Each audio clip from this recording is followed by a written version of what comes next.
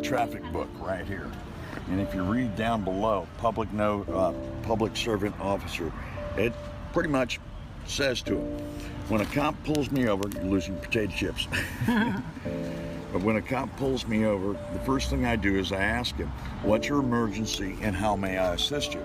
And he's going to ask for my driver's license and insurance or whatever. And I said, well, before we go there, I need you to fill this out. And I take that sheet of paper out of there and hand it to him. Before we can go any further, you need to fill this out. Once he reads this, it already puts him on notice that I'm not playing games with him. And then you open up the book, and that is so poignant. And here's the case I won against Harris County. Harris County, I always take my name out because I'm not going to give my name until you can give me what's called, and police always call it, it's RAS.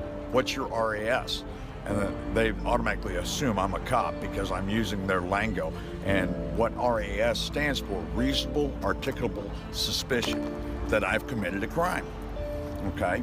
You don't have that? Okay, what's your SAF? Single articulable fact.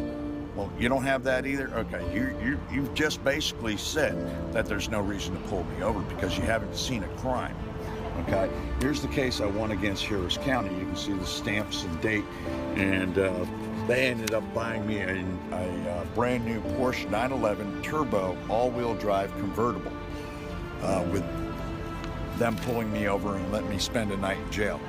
So and here's the lawsuit, and I've got these for everybody to see, and you can see that it's all put together, and there it is, signed by the DA and stamped, showing they lost the case. And they lost it, and they paid and you I what? sued them. And what did you win? $250,000 for a night in jail. And then Supreme Court says no license necessary to drive an automobile public highways. Now these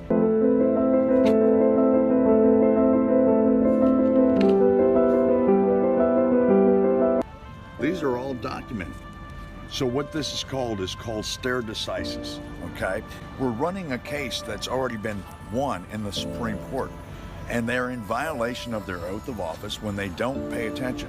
My license plate doesn't give you, if you look at my license plate, the license plate alone says I'm not in commerce. Now, if I have a license plate like this car over here and that car over there, they all have license plates. License plates mean I'm engaged in commerce. I'm not engaged in commerce. This doesn't give them the authority to pull me over because they see that.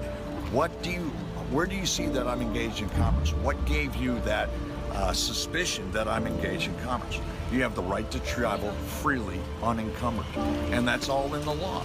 And we look at the law books, Supreme Court has already ruled on this. And you go back to what is a license, and I want people to do their own homework. Go read the case of Murdoch versus Pennsylvania, or read the case of, Shuttlesworth versus the city of Birmingham, Alabama.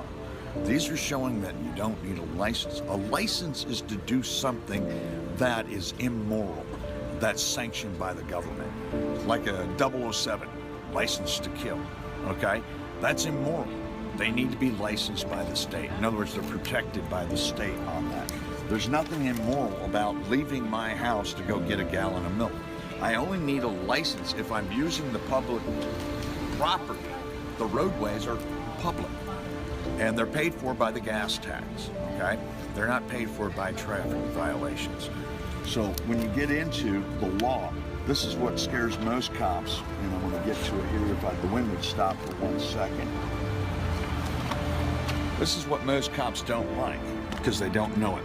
It's non-emergency use of emergency vehicle lights and sirens is a felony. Pulling me over for a traffic violation, they just committed a felony. And if they don't have reasonable suspicion that I'm engaged in commerce, they're done.